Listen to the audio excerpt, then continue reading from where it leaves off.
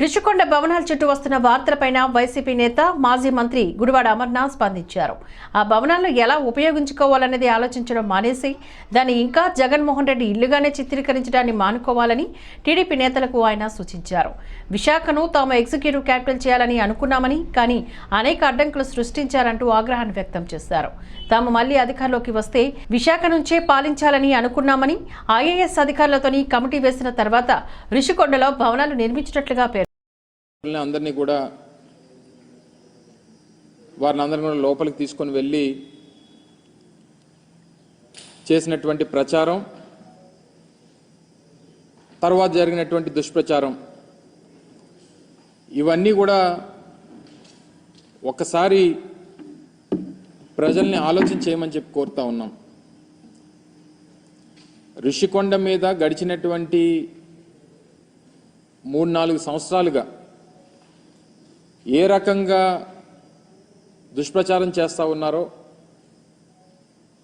దాని మీద ఎన్ని రకాలుగా అడ్డంకులు సృష్టించాలనేటువంటి కార్యక్రమాలు చేశారు అనేటువంటిది మనం అనేక సందర్భాలు చూసాం. అనేక కోర్టులకు వెళ్ళారు, అనేక పర్యావరణానికి సంబంధించినటువంటి కేసులు వేశారు. వీటిని అన్నిటినీ కూడా అధిగమించి ప్రభుత్వం చేపట్టేటువంటి కార్యక్రమాలని, ప్రభుత్వం చేపట్టేటువంటి నిర్మాణాలని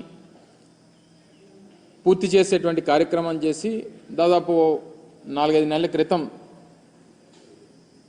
వాటిని ముహూర్తానికి సంబంధించి మంచి రోజు అని చెప్పి వాటిని ప్రారంభించేటువంటి కార్యక్రమాన్ని కూడా ఆ రోజు మేము చేయడం జరిగింది. అయితే ఇప్పుడు చేస్తున్నటువంటి దుష్ప్రచారం అంతా కూడా